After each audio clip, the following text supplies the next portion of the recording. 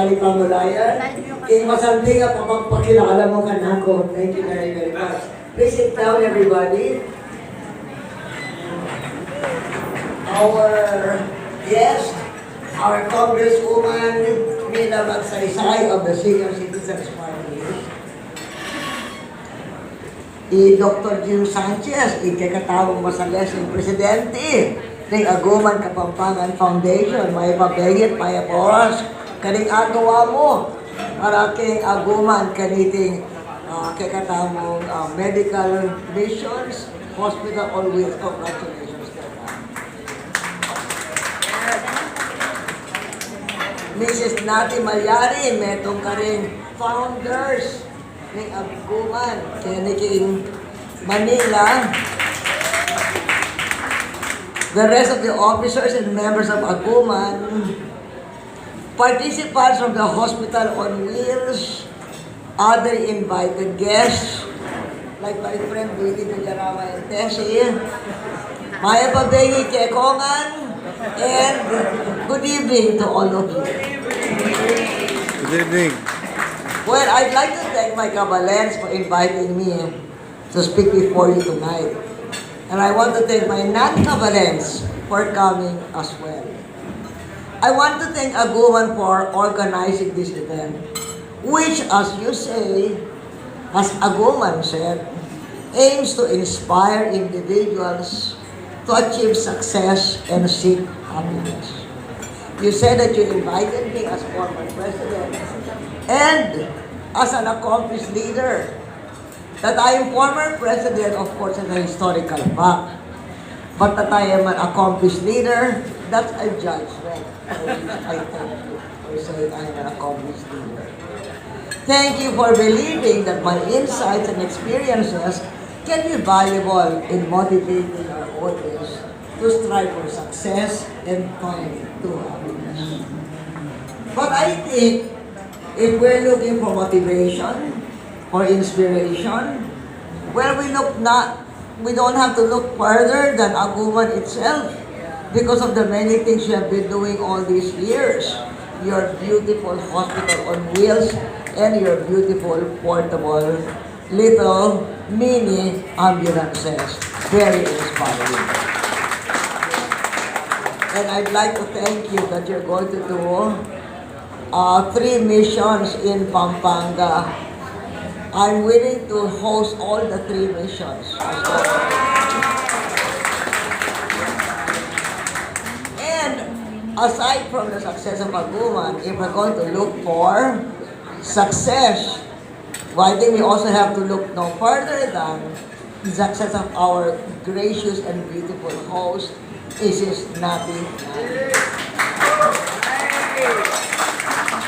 I first heard about Nati when I ate at Gulliver's restaurant in San Francisco as a young married woman. I was among many Filipinos who frequented that restaurant because my husband's mother owned a house in San Francisco. So we used to go to Gulliver's all the time. That was even before I entered politics. I was among many Filipinos and Bay Area residents who often dined in Gulliver's in Burlingame, which was not far from the airport. Among the other customers of Gulliver's Burlingame were Bill Gates and Sean Penn. Imagine that.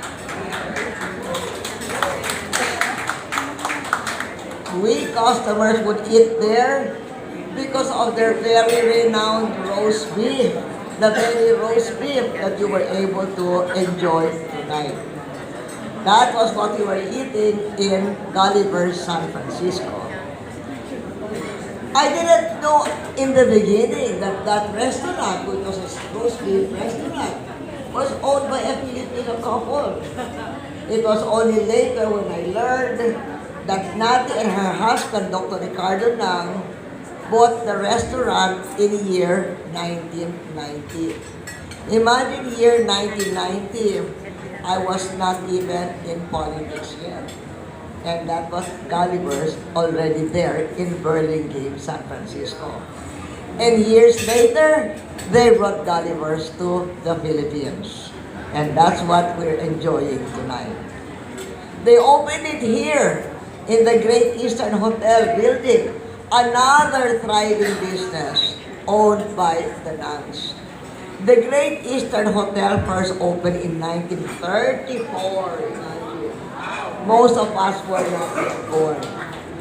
And it was among just a very few number of luxury hotels in Manila until the Second World War devastated all of them.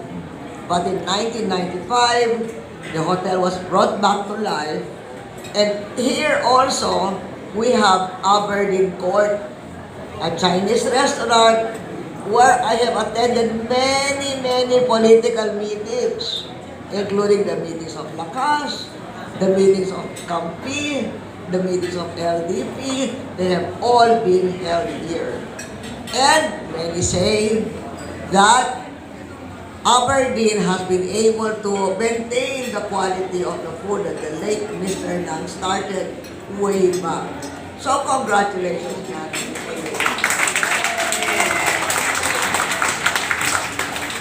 You know, when in your invitation, Dr. Sanchez, you said, you referred to exceptional experience and wisdom.